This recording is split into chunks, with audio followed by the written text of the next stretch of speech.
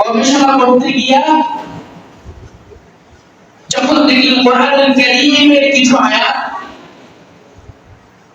এরপরে আমাদের ভারতের একজন আলিম সিদ্দিকী সাহেবকে বলেন যে কোরআনুল কারীম আমি রিসার্চ করছি, দেখছি কিন্তু এক জায়গায় মনে হচ্ছে মুসলমানরা, আমার দেশের মুসলমানরা, বলছে বাংলাদেশ, ভারত, পাকিস্তানের মুসলমানরা এবং মুহাম্মদ সাল্লাল্লাহু আলাইহি ওয়াসাল্লাম ইসলামকে জয় করেছেন তলোয়ারের মাধ্যমে, যুদ্ধের মাধ্যমে। এই প্রশ্নের উত্তরে আমেরিকার মধ্যে পরিধান অক্সফোর্ড ইউনিভার্সিটিতে গবেষণা করছিল। তিনি প্রশ্ন করে বললেন যে আপনাকে আমি চ্যালেঞ্জ করতে চাই, কোরআনের মধ্যে আছে লা ইকরাহা ফিদ্দীন, দ্বীনের মধ্যে কোনো বাড়াবাড়ি নাই। সূরা ইখলাস শুনালে এরপরে বলছে যে তাহলে আমি কোরআন রিসার্চ করা শুরু। কোরআন নিজে রিসার্চ করেছেন, ওনার স্ত্রীও গবেষক ছিলেন।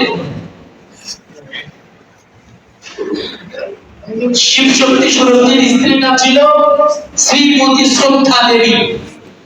দুজনে গবেষণা করতে করতে রাসূলুল্লাহ সাল্লাল্লাহু আলাইহি ওয়াসাল্লামকে স্বর্ণযুগে তালিম করেছেন। আমার দেশে এটা নাই, আপনার কোরআনুল কারীম একটা বলে আপনি জিএপি বানিয়ে দিবেন, স্কুল কলেজ ইউনিভার্সিটিতে, এটা ঠিক হয় না। চারটা ধর্মের উপর রিসার্চ করে দেখেছে এবং প্রথম কথাটা যদি বাংলাদেশ সারা বিশ্বে এখন স্কুল কলেজ ইউনিভার্সিটিতে লেখাতে হয়, that is no doubt about it, Islam is the best constitution of mankind. কোন মুসলিম বলে নেই না, ইসলাম হচ্ছে সমস্ত মানব জাতি, হিন্দু, খ্রিস্টান, বৌদ্ধ ধর্ম যে তার জীবনকে লিড করতে চায়, যে পিসফুল জীবন চায়, সে তার ব্যক্তি জীবন, পারিবারিক জীবন, সামাজিক জীবন, সে যেন কোরআনুল কারীমকে সামনে রাখে, ইসলাম ধর্মকে সামনে রাখে, তার বাচ্চাকে যেন ইসলামের উপর লালন পালন করে ওঠে। শিবশক্তি শরীফজি এবং তার বিদুষী কন্যা শ্রদ্ধা দেবী, তার স্ত্রী, অপরাজিতা দেবী তার কন্যা, যাকে ভারতের মানুষ দেবী বলে, দেবতা বলে মানত, ইসলাম দ্বিতীয় কবুল করে সারা বিশ্বে প্রমাণ করে গেছে একমাত্র তুলনামূলক ধর্ম, ইন্নাদ দীনা ইনদাল্লাহি ইসলাম, বেস্ট কনস্টিটিউশন অফ ম্যানকাইন্ড, সেটা হচ্ছে ইসলাম। সম্মানিত উপস্থিতি, কিন্তু ভারতীয় অপসংস্কৃতি, পশ্চিমা বিশ্বের আগ্রাসন আজ আমাদের ইসলামকে ঢুকে দিতে পশ্চিমা আগ্রাসন। না আমার অর্থনীতিতে ইসলাম, না সমাজে ইসলাম, না রাষ্ট্রে ইসলাম, করতে করতে করতে আমার বডিতে ইসলাম নাই। আমি প্রায় আফসোস করি, একটা মা বাবা তার ছেলে মেয়েকে ছোট্টবেলায় প্যান্ট শার্ট কেন পরায়? মডেল তাকে ভালো লাগে প্যান্ট শার্টটা, কিন্তু দেখতে যদি বিশ্বনবী সাল্লাল্লাহু আলাইহি ওয়াসাল্লামের মডেল ইসরায়েলের সবচেয়ে বেশি যদি ভাবতো, তাহলে ছোট্ট বাচ্চাকে ওযু করে আমি প্যান্ট পরাবো, পাঞ্জাবি পরাবো।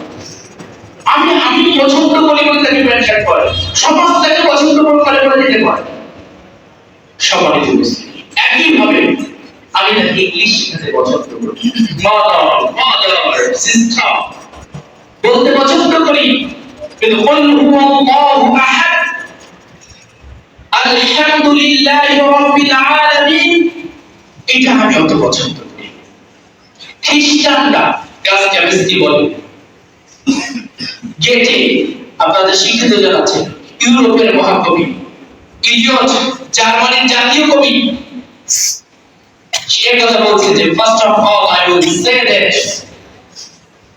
every person has a idol, my idol is Prophet Muhammad sallallahu alaihi wasallam. সব মানুষের একজন প্রধান আদর্শবান লোক আছে যাকে সে ফলো করে চলে।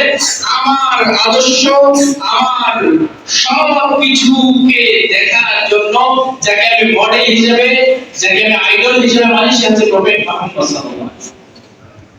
সম্মানিত উপস্থিতি, বিজয় আমি সংক্ষেপে আপনাদের কাছে জানতে চাই, আপনি আপনার জীবন, আপনার পারিবারিক জীবন আপনি কি করছেন?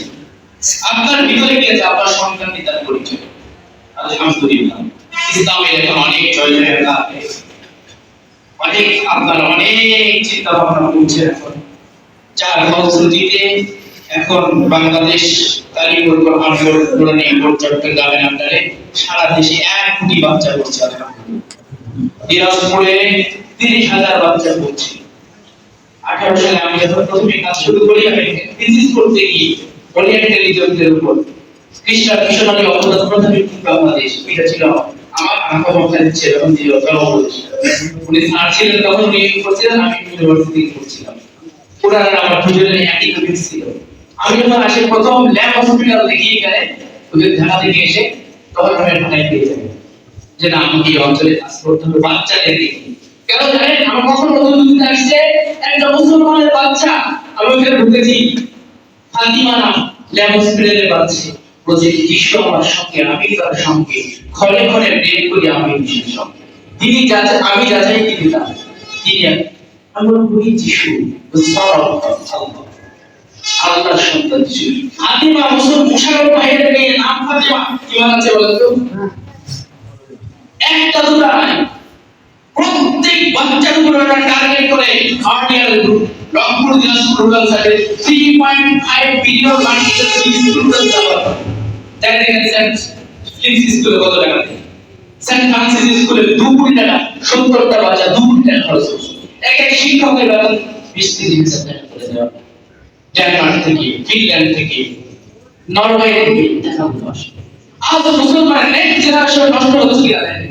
আমাদের ছেলেগুলো চুলের কাটিং করে দেয়। তার স্ত্রী বাচ্চা, ঘরের বাচ্চা বলে পিছনটা কাটিয়ে করে দাও, সামনে একটা চুল বড় রাখো।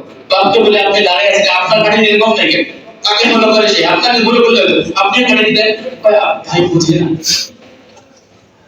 বড় ফোন না দিলে ভাত খাবে না, ভাই মোটামুটি কাজ করবে না, গাড়ি কাছে চলে যাবে।